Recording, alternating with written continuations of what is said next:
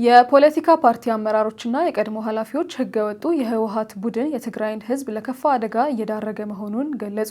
ህገወጡ የህወሓት ቡድን የትግራይን ህዝብና ተተኪውን ትውልድ ለከፍተኛ አደጋና ጉስቁልና እየዳረገ መሆኑን የተለያዩ የፖለቲካ ፓርቲ አመራሮችና የቀድሞ የመንግስት ኃላፊዎች ገለጹ። የትግራይ ዲሞክራሲያዊ ፓርቲ ሊቀመንበር ዶክተር አረጋዊ በርሄ ለመገናኛ ብዙሃን እንደገለጹት ህገወጡ ቡድን ከተመሰረተበት ጊዜ ጀምሮ ፖለቲካዊ ችግሮችን በጠመንጃ ለመፍታት የሚያምን አካሄድ ሲከተል መቆየቱን ገልጸዋል። ህፃናት የ12 የ13 እድሜ ሳይቀሩ ከወላጆቻቸው እየነጠቁ እየወሰዱ ናቸው። እነዚህ ወላጆች እሪ ብለው አልቅሰው ልጆቻቸውን በሚይዙበት ጊዜ በጠመንጃ ሰደፍ እየመቱ እየደበደቡ እየተዘረሩ ብዙ አይተናል። ህፃናትን ወጣቶችን ገፎ አፍኖ ወስዶ ወደ ሰራዊት የማሰማራት ከነሻዕቢያ የተማሩት ስልት ነው። ግን ይሄ ተገልብጦ እነሱን እንዲጋለጡና ተቃውሞ እንዲበረከትባቸው እያደረገ ነው ያለው። ወጣቶችን ብቻ ማፈስ አይደለም፣ ወጣቶቹን አፍሶ ለሱዳንም እየሸጣቸው ነው። በተወሰነ ብር እየተሸጡ ናቸው ያሉት።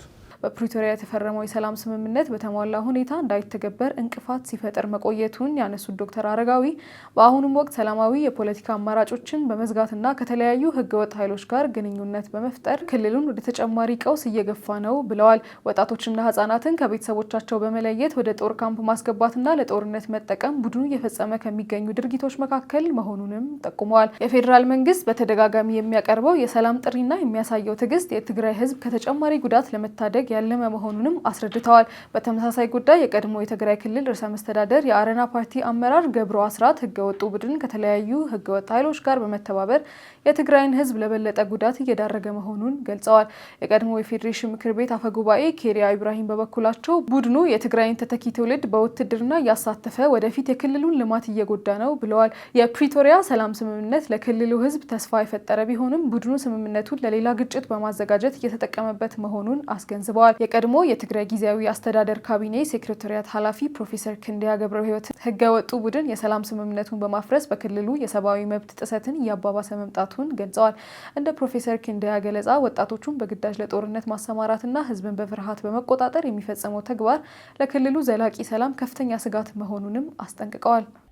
ኣብዚ ሰዓት ወረ ኩናትን ወረ ሁከትን ህዝብ ትግራይ ናብ ዝገደደ ሓደጋ ዘውደቀሉ ኩነታት ተፈጢሩ ኣሎ። በአሁኑ ጊዜ የጦርነትና የግጭት ወሬዎች ትግራይን ህዝብ ወደ ባሰ አደጋ የሚያጋልጡ ሁኔታዎች ተፈጥረዋል። በዚህ ምክንያት ዛሬ ያካሄድነው ሰልፍ በአዲስ አበባ የሚኖሩት ትግራዮች ብቻ ያካተተ አይደለም። በትግራይ ውስጥ በሰላማዊ መንገድ ሀሳቡን መግለጽ ባለመቻሉ በበደል በጫናና በድጋሚ መፈናቀል ምክንያት ወደ አዲስ አበባ የመጣ በርካታ ወጣት በሚገኙበት ሁኔታ ውስጥ ስለምንገኝ ድምጻችንን ለማሰማት ያገኘነውን እድል መጠቀም አለብን ብለን ስላመንን የተደረገ ነው።